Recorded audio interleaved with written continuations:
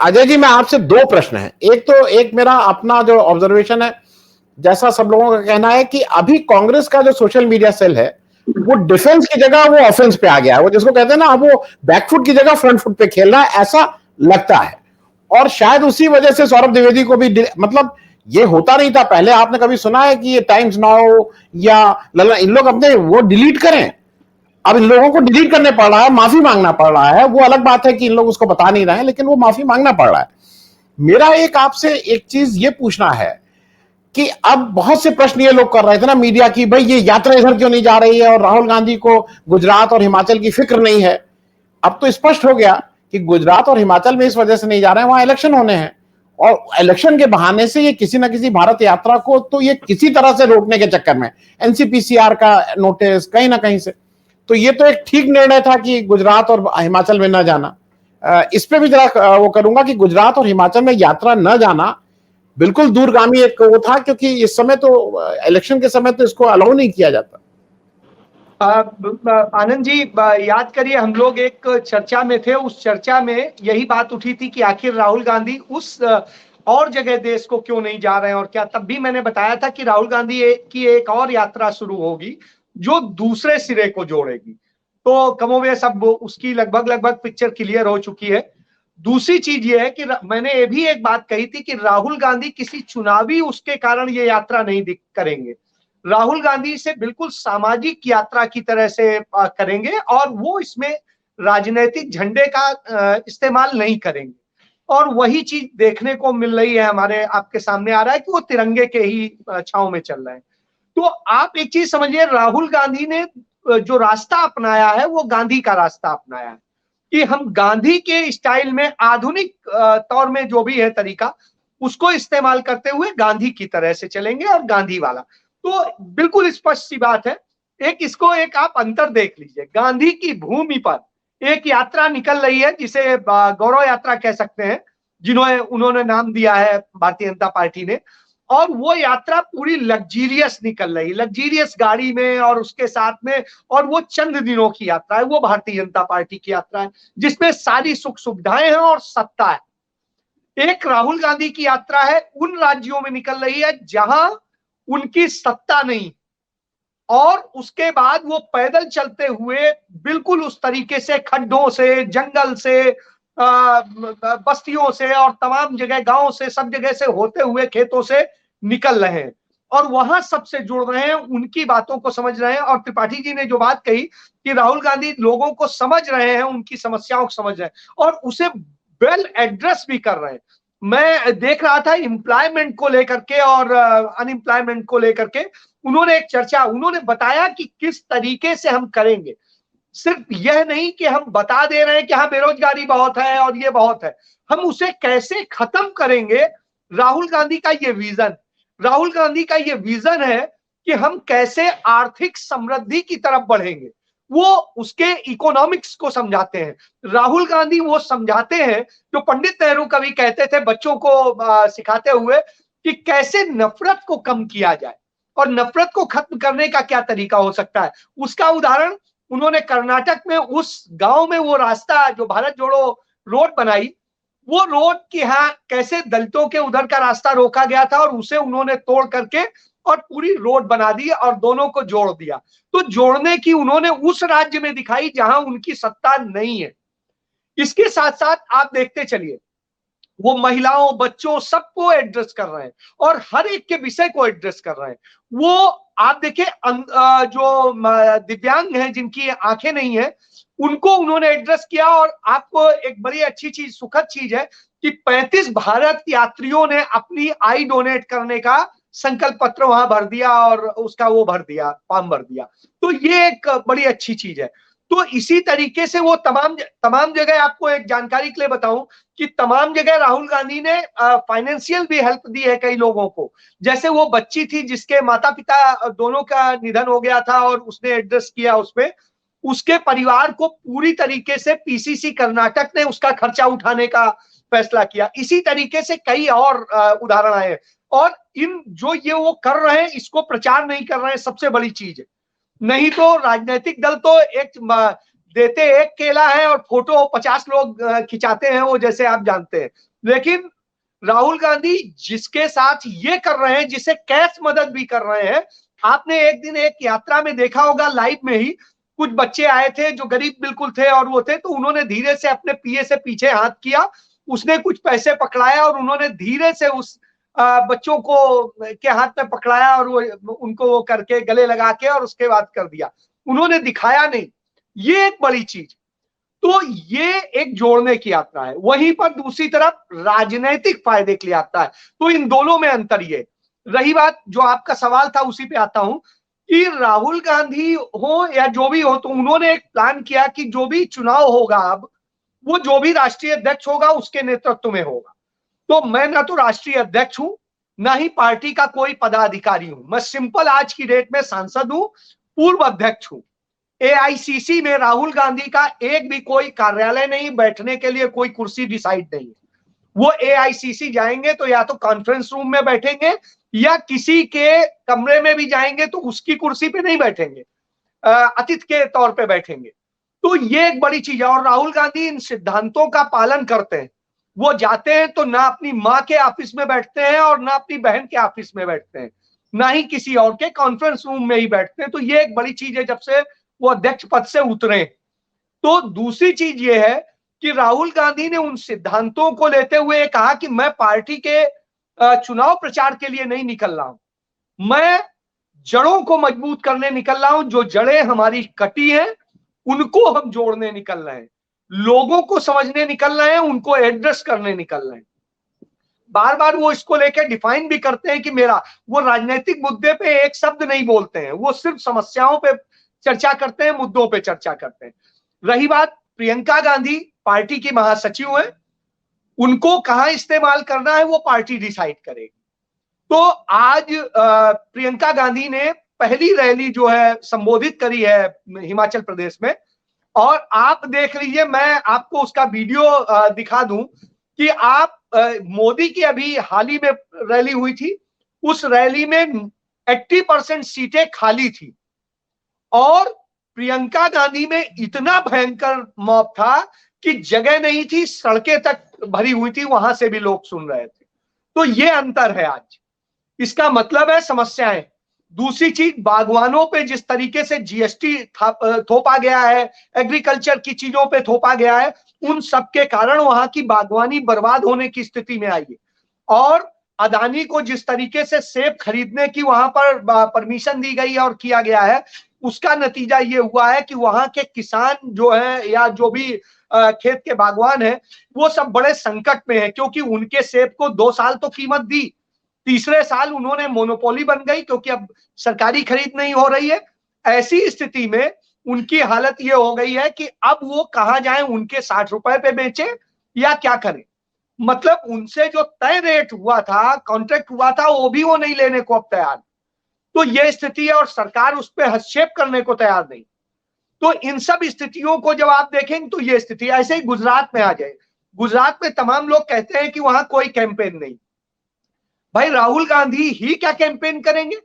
जब वो सांसद है, वो एक यात्रा में, वो क्यों जाए कैंपेन करने? पार्टी के बाकी लीडरशिप का ये काम है, वो करे। तो जो लीडरशिप है उसने अपना डिसाइड किया कि हम वहां के चुनाव की अलग कैंपेन का वो बनाएंगे। अभी वहां की लोकल लीडरशिप जो जमीनी तौर पे जुड़े, और वो काम उनका गांव-गांव चल रहा है, जो साइलेंटली चल रहा है, क्योंकि पैसा लगा करके प्रचार करने का नहीं चल रहा है। जैसे दूसरे आप देख लीजिए, गुजरात के सारे अखबार, आपके मित्र हैं बहुत सारे लोग, आप पूछिएगा गुजरात के अखबारों में पंजाब सरकार की तरफ से विज्ञापन छप रहे हैं, दिल्ली सरकार की तरफ से छप रहे हैं, बाकी केंद्र की और गुजरात की सरकार के तो विज्ञापन छप ही रहे हैं, उसको कहने की जरूरत नहीं है। तो यही विज्ञापन छप रहे हैं, कांग्रेस के तो विज्ञापन नहीं छप रहे हैं।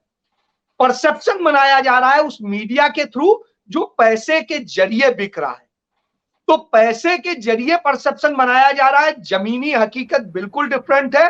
वो यही वजह है कि मजबूरी में उन्हें अपनी गौरव यात्रा निकालनी पड़ रही है। 144 सीटों को उन्होंने टारगेट किया है कि हम कैसे 5 सिरे से चलेंगे और 144 सीटें। लेकिन जिस तरह वो लग्जरी वाहनों से चलेंगे और करेंगे, उसमें वो कितना जुड़ेंगे नहीं जुड़ेंगे ये आने वाला वक्त बताएगा। लेकिन स्थिति उनकी लगातार डाउन है। इसका उदाहरण ये है कि 2017 में उनके 99 सीटें रह गई थी, उसके पहले उनकी 127 थी शायद, और तो इस तरह से उनका ग्राफ लगातार गिरता जा रहा है। फिर आप देखिए उनके यहाँ जितनी भर्तियां हुई, उन भर्तियों में जो घोटाले हुए हैं, पर्चे लीक हुए हैं, ये रिकॉर्ड है अपने आप में। तो और ये चीज तो रामदत्त जी खुद ही बताएंगे कि उत्तर प्रदेश में भी यही स्थिति हुई है कि पिछले 5-5.5 साल में जो भर्तियों के हुए 15-16 पेपर परीक्षाओं के लीक हुए। तो आप इन सब स्थितियों को देखते हुए कि जहां जहां भारतीय जनता पार्टी की सरकार है, चाहे उत्तराखंड में हो, चाहे हरियाणा में हो, चाहे मध्य प्रदेश में हो, तो इन सारे स्टेट्स में पेपर लीक होने के और भर्ती में भ्रष्टाचार के मामले सामने आए हैं। बावजूद इसके उस पर कोई प्रभावी कार्रवाई आज तक नहीं की गई है। तो जनता जब परेशान होगी तो निश्चित रूप से वो विकल्प ढूंढेगी, जो भी उसे अच्छा विकल्प समझ में आएगा आएगा। कांग्रेस के मामले में तो बिल्कुल स्पष्ट है कि कांग्रेस ने अपना दायरा चेंज कर लिया है। एक यात्रा उसी तरह चलेगी जो गांधी की तरह से अलग थलग चलती थी और जो देश को जोड़ने का काम करती थी। एक यात्रा होती थी जो पंडित नेहरू के नेतृत्व में चलती थी, जो सत्ता और राजनीति को लेकर के होती थी। तो कमोबेश शायद वही प्रयोग फिर से किया जा रहा है। जी अजय जी, क्योंकि मैं आपकी बात से इसको तो मैं भी मानता हूं कि जो ये काम अभी हो रहा है, गांधी जी ने बहुत साल बीच में उन्होंने जब अपना सत्याग्रह रोका, रामदत्त जी इसको ज्यादा बेहतर बताएंगे, तो उन्होंने फिर देश समाज को जोड़ने का काम किया। छूत पे इस पे उन्होंने काम करना शुरू किया। 4 साल के लिए उन्होंने असहयोग आंदोलन को बैक बर्नर पर डाल दिया था। उसी तरह का मुझे ऐसा लगता है, लेकिन वो बैक बर्नर नहीं था, वो देश के पॉलिटिकल विल को तैयार करने का काम था। उसी तरह से शायद ये हो रहा है कि प्राइमरली वो शायद देश को तैयार कर रहे हैं, लेकिन उसका सेकेंडरी प्रोडक्ट तो पॉलिटिक्स के थ्रू ही मैनिफेस्टेशन होगा उसका। मैं एक चीज और अजय जी आपकी बात को और आगे बढ़ा दूं, जो आप कह रहे हैं ना कि कांग्रेस का गांव वहां जा रहे हैं, ये तो भाई हमें परसों मोदी जी खुद कह रहे हैं। मोदी जी अपने सार्वजनिक भाषण से कह रहे हैं कि ये कांग्रेस वाले जो हैं ये गांव जा रहे हैं, इनको रोकना है और कैसे क्या करना है। आप ये तो मोदी जी खुद ही कह रहे हैं। अजय जी, मैं आपसे 2 चीजें, एक तो मैं अपना रिएक्शन दे दूं। रामदत्त जी भी जेल गए, इमरजेंसी के समय हिरासत में रहे, लेकिन रामदत्त जी मेरे भाई भी थे, मेरे घर के लोग और लोग भी थे, लेकिन घर वालों को कभी तकलीफ नहीं होती। घर वालों को एक रात भी ये भय नहीं रहता था कि मुझे भी आके कोई जेल में कर देगा। जो आज की स्थिति में जो ये चेंज हो गया है, जो लोग पॉलिटिक्स में हैं, जो लोग मीडिया में हैं, जो लोग कुछ बात कर रहे हैं, जो एक्टिविस्ट हैं, उनके घर वालों को भी एक ये समस्या कहीं ना कहीं है कि भाई कल के दिन उनके ऊपर भी असर ना हो, और वो कई बार दिखा भी है। दूसरा, मैं थोड़ा सा एक इस पे अजय जी से भी एक टिप्पणी चाहूंगा। एक ये भी परसेप्शन है कि पैसा ही सब कुछ है। मैं अभी भी मानता हूं पैसा सब कुछ नहीं है। अगर पैसा सब कुछ होता तो केवल अंबानी और केवल अडानी और केवल ये बड़े बड़े पूंजीपति ही लोकसभा में बैठे होते।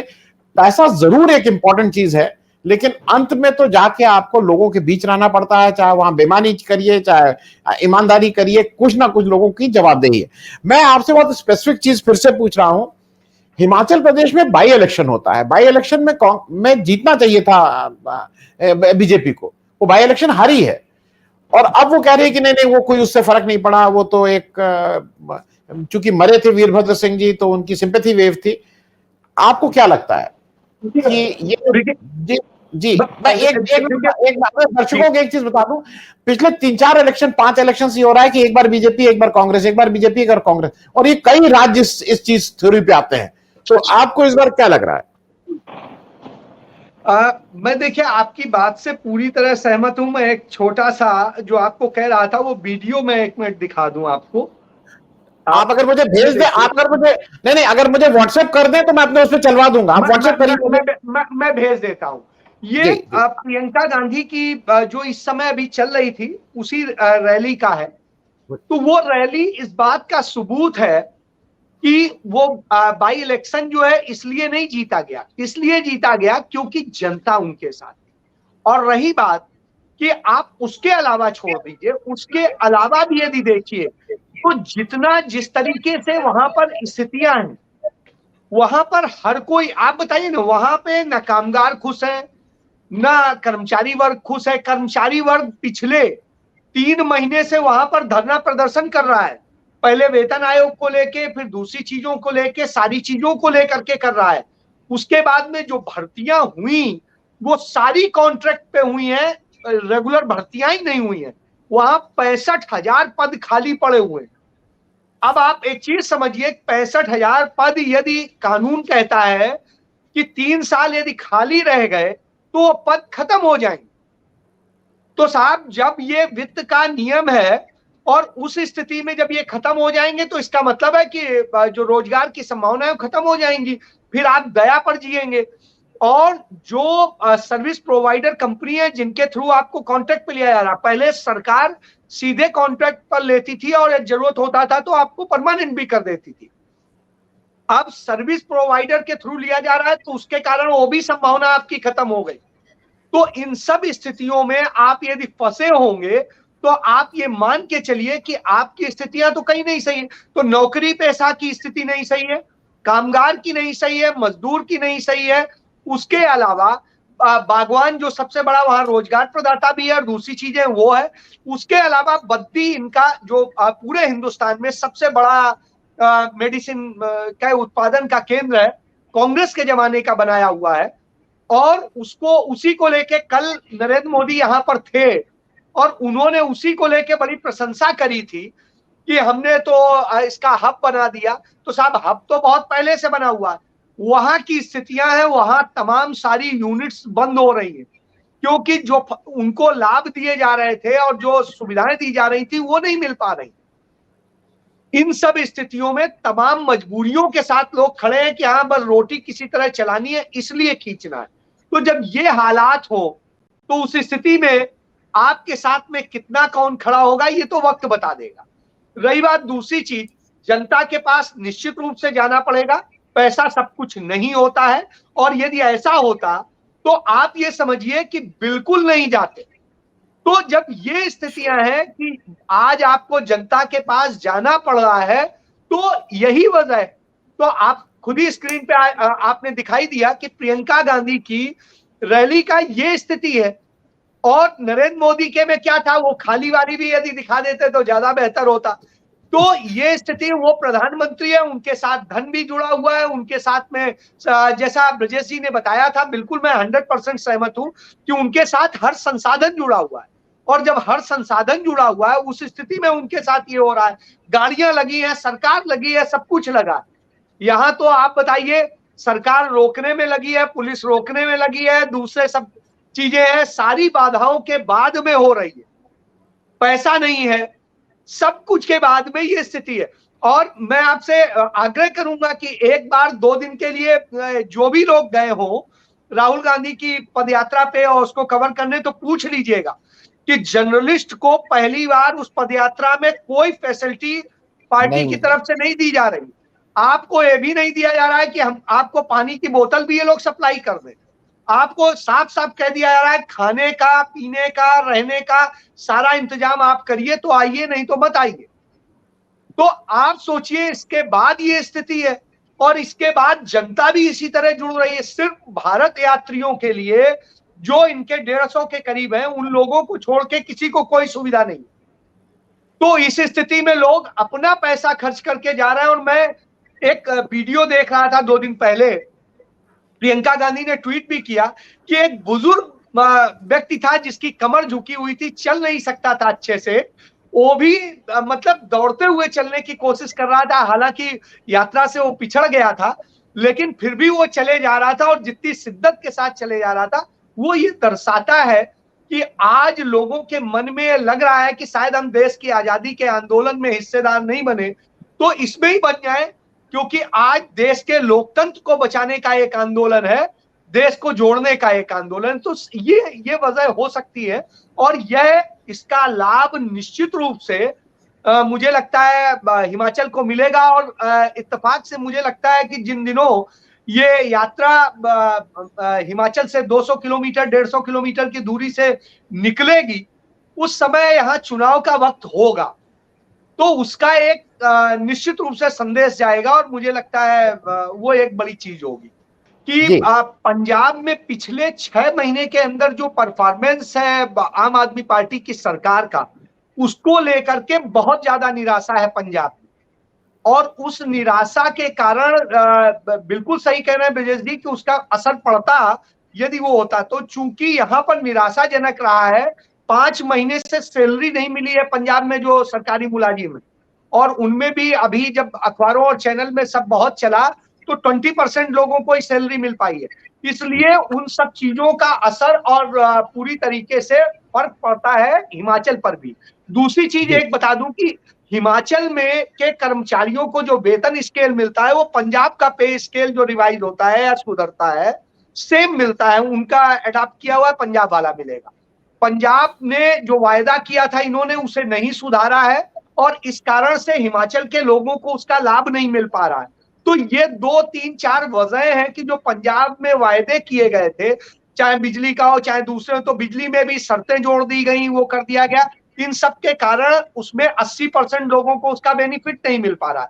ये सारी चीजें मैसेज बड़ी आसानी से जो पंजाब से जुड़े हुए हिस्से हैं उनमें ट्रेवल कर रहा है और यही वजह है कि प्रधानमंत्री को एक ऊना से ट्रेन चला के और ये सब चीजें करना पड़ा। हालांकि वहां से पहले से ट्रेन है और वो पवन बंसल जिन दिनों रेल मंत्री थे तभी शुरू कर दी गई थी, तो कोई ऐसा वो नहीं है। उस ट्रेन को बंद करके दूसरी करके वंदे भारत कर दी गई, तो ये अलग विषय है। तो इस तरह से है जी। ठीक है।